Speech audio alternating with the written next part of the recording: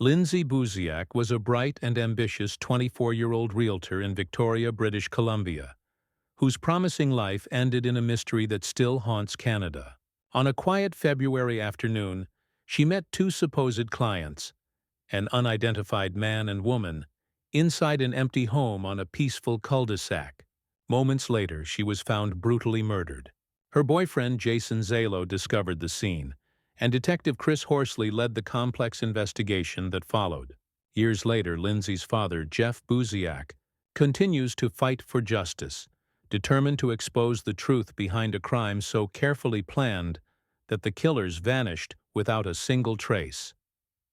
Lindsay Buziak was 24 years old, ambitious and determined to make her mark in the real estate world of Victoria, British Columbia. She had worked tirelessly to build her reputation, her friendly smile and calm professionalism winning the trust of clients across the city. Her future looked bright, and those who knew her described her as energetic, optimistic, and full of life. Yet behind that cheerful confidence was a quiet restlessness, an urge to prove herself in a competitive market where experience often outweighed youth. When her phone rang one late afternoon, it seemed like the opportunity she had been waiting for. The woman on the other end spoke with an unusual accent and introduced herself as a potential buyer looking for a luxury home. She wanted something spacious, modern, and private, a place where she and her husband could settle quickly. The price range she mentioned was high, and the woman seemed eager to meet within a few days. Lindsay found the call strange. The client said she had been referred to her by someone, though she couldn't clearly explain who. Despite the uneasiness that crept up in her stomach, Lindsay accepted the showing. A high-value property meant a big commission, and she wanted to prove to her boss and colleagues that she could handle important clients on her own. She picked out a recently built home in a quiet cul-de-sac in Saanich, an area just outside Victoria. The property was beautiful. Large windows, modern design, and filled with light. It would be the perfect setting to impress a wealthy couple.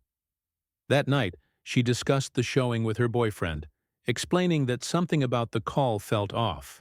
The voice on the phone was too deliberate, almost rehearsed, but she reassured herself that she was just being overly cautious. After all, strange clients were part of the business. Early the next day, she prepared for the meeting carefully, choosing a professional outfit and reviewing the property details one more time. Her boyfriend offered to wait nearby just in case she felt uncomfortable. Lindsay agreed. It was a kind gesture, though she didn't want to appear nervous in front of potential clients.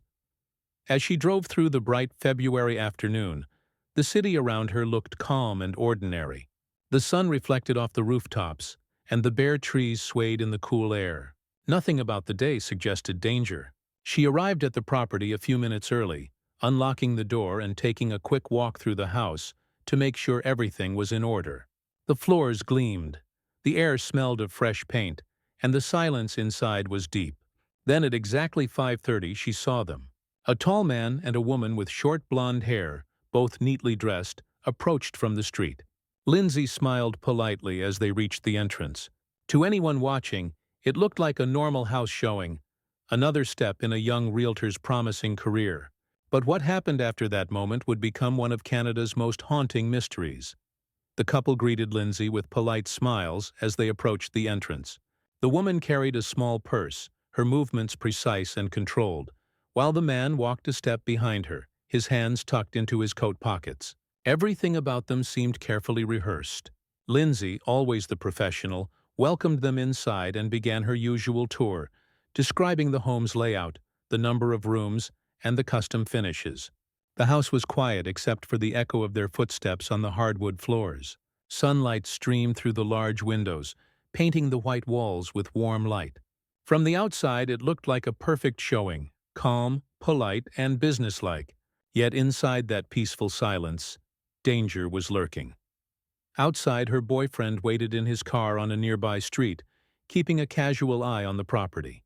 He had texted her once to check in, but there was no reply. It wasn't unusual for Lindsay to be focused during work, so he didn't think much of it at first. 10 minutes passed, then 15. Still no response. Inside the house, Lindsay continued the tour, guiding the couple up the staircase to the second floor. The woman commented on the spacious layout, while the man quietly looked around as if studying the structure. The atmosphere changed subtly, an invisible shift that Lindsay seemed to sense. The couple's energy grew colder, more mechanical. Her professional smile faltered slightly, but she continued, trying to keep her composure. At approximately 5:40 p.m., the boyfriend drove closer to the cul-de-sac and noticed that the front door of the house was closed. He assumed the showing was wrapping up. He texted her again, still no reply. A few more minutes passed, and something began to feel wrong. He saw no movement inside. The blinds were still open, but no shadows crossed the windows. The silence of the neighborhood was heavy, unsettling. He decided to approach the house, parking his car near the curb. He rang the doorbell, but no one answered. He tried the handle. It was locked. A sense of dread filled his chest. Moving around the side of the property, he found the back gate slightly open. He stepped into the backyard and noticed that the back door was also unlocked. Calling her name yielded only silence. He entered carefully, his footsteps echoing in the empty house. Everything seemed undisturbed. No sign of struggle, no sound of conversation. Then he climbed the stairs and turned toward the master bedroom. There, on the floor, he found Lindsay. The scene before him froze him in place, the horror sinking in slowly. Then all at once, it was clear that whoever had been in the house had left in haste, but with chilling precision. There was no robbery, no theft, just violence that spoke of calculation rather than rage. Her phone lay nearby, her belongings untouched. The house, once a picture of serenity and light, now felt suffocating, as if the walls themselves were holding their breath. The couple had vanished without a trace, leaving behind only questions, and a silence that would haunt everyone who knew her. Police arrived quickly, and within minutes the quiet cul-de-sac transformed into a scene of controlled chaos. Yellow tape cordoned off the property, flashing lights reflected off the neighboring windows, and the once peaceful street filled with murmurs of disbelief. Investigators moved carefully through the house, documenting every corner, every fingerprint, every trace of movement. But the more they examined the scene, the stranger it became. There were no signs of forced entry, no footprints in the fresh dust, and nothing of value taken. Whoever had done this had been deliberate and efficient. It was as if they had vanished into thin air. The couple that Lindsay had met were gone. No one had seen them leave. Neighbors reported hearing nothing unusual. No screams, no sounds of struggle, no car speeding away. It was broad daylight when Lindsay entered the home, and yet somehow in that short window of time, the killers had executed their plan and disappeared unnoticed. Investigators began piecing together the limited information they had. The call arranging the house showing had come from a prepaid phone registered under a fake name. When traced, it led nowhere. It had been activated in Vancouver just days before the murder and deactivated immediately after. The professionalism of it all suggested planning, not impulse. The investigators quickly ruled out robbery as a motive. Lindsay's phone, purse, and jewelry were still at the scene. There was no evidence of sexual assault, and no indication that she had known the couple before. Her boyfriend's timeline was checked and verified by cell tower data and security cameras. He had been seen on the nearby street until he entered the house. Suspicion momentarily surrounded him due to proximity, but the evidence cleared him completely. That left investigators with a chilling realization. Lindsay's murder was a targeted hit. The question was, why? Lindsay's family and friends described her as kind, responsible, and focused on her career. She had no enemies, no debts, no disputes that could lead to violence. But as detectives dug deeper, they uncovered whispers of something larger. Rumors that Lindsay might have overheard information she shouldn't have, possibly related to illegal activity within the real estate circles or her acquaintances. Yet no solid proof supported those claims. Every lead led to another dead end, and every piece of evidence seemed designed to mislead. Weeks turned into months, and the investigation struggled to gain traction. The public grew restless as the story made headlines across Canada. The haunting image of Lindsay, young, successful, and full of life, was replayed on every news outlet. Her death became a symbol of mystery and fear, a reminder that even in safe neighborhoods, evil could hide behind polite smiles. The investigators held press conferences, released sketches of the suspects, and followed hundreds of tips, but none brought them closer to the truth. It was as if the killers had melted into the background of normal life, leaving behind nothing but a perfectly executed crime. The quiet house stood empty once more, holding the secret that no one could unravel. Months passed, and the investigation into Lindsay Buziak's murder continued to circle the same unanswered questions. The police had collected every piece of evidence they could, but there was nothing concrete. No DNA, no fingerprints, no reliable witnesses. Every lead that seemed promising dissolved into uncertainty. Investigators re-interviewed her colleagues, friends, and family, hoping to uncover something that had been overlooked. But all who knew her told the same story. Lindsay had no reason to be a target. She was dedicated to her work, kind to everyone, and living a normal life. The idea that she had been chosen at random felt impossible, yet nothing else made sense.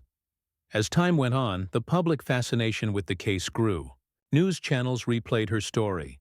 Online forums buzzed with speculation, and amateur sleuths began building their own theories. Some believed the crime had been carried out by professionals, perhaps hired killers sent to silence her. Others suggested that someone within her personal circle had orchestrated it, using the fake clients as cover. Police quietly investigated every possibility, even those that seemed improbable. The deeper they dug, the more complex the web around Lindsay appeared.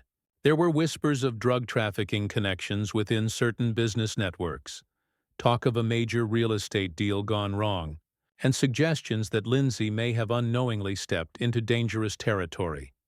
Detectives followed these rumors carefully but could not confirm any of them. They reviewed her phone records and emails, tracing every call she made before her death. The phone number used by the supposed clients remained the biggest clue, but it was designed to disappear.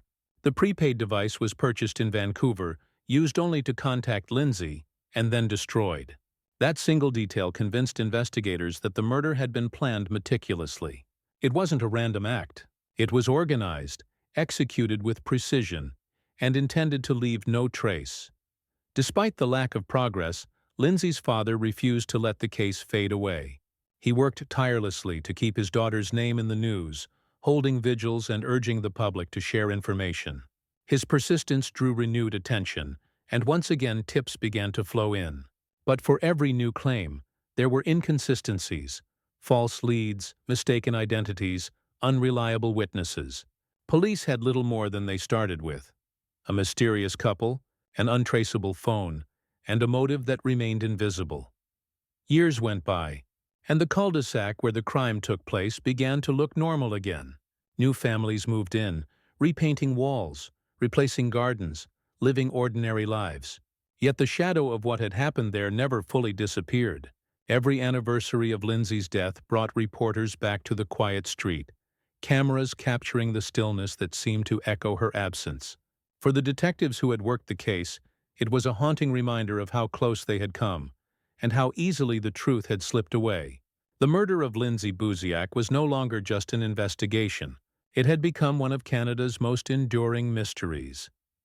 Years later, the name Lindsay Buziak still echoed through the streets of Victoria. Her murder had become one of the most unsettling mysteries in Canadian history, an open wound that refused to heal. Despite numerous theories and renewed efforts, no one had been charged, and the identity of the mysterious couple remained unknown. The case file grew thicker each year, filled with interviews, phone records, and forensic reports, yet none of it pointed clearly to a suspect. The more time passed, the more it seemed as if the killers had vanished forever.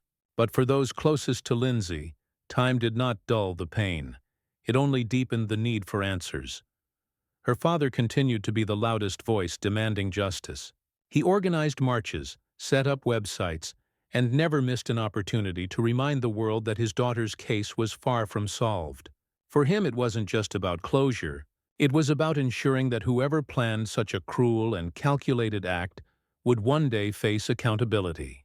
His dedication inspired others to keep the conversation alive. People who had never met Lindsay became emotionally invested in her story. They followed every new update, analyzed every clue, and hoped that one day, a small breakthrough would finally expose the truth. Detectives revisited the evidence with modern technology. Old DNA samples were retested, digital forensics reanalyzed, and anonymous tips re-examined. New witnesses came forward over the years, claiming to have seen or heard something that might help. But each statement only added another layer of uncertainty. The killers had planned their escape too well, leaving behind no obvious trail to follow. The mystery seemed frozen in time, a crime so meticulously arranged that it almost felt unreal. For the people of Victoria, Lindsay's story was no longer just a crime. It was a lesson in how danger can hide behind ordinary faces. The house where she died was eventually sold, renovated, and occupied by new owners, but locals said it always carried an uneasy energy. Strangers passing through the neighborhood would sometimes stop to look at it, aware that something terrible had once happened there. It became a silent landmark of tragedy, a reminder that evil can exist even in the safest places. Over time, documentaries, podcasts, and online investigators reignited interest in the case. Each one explored new angles, trying to piece together the puzzle that official investigations had failed to solve. Some pointed toward professional hitmen, others suspected someone from her own circle. Yet, with every theory came contradictions, and the truth remained hidden behind layers of deceit and planning. Today, Lindsay's story endures not because of how she died, but because of how fiercely her memory is protected. Her family still speaks of her laughter, her dreams, and her kindness, the parts of her that the crime could not erase. Somewhere, those responsible still live in the shadows, believing they escaped justice. But the world has not forgotten. Every retelling of her story keeps the search alive. The silence they left behind continues to speak louder than ever.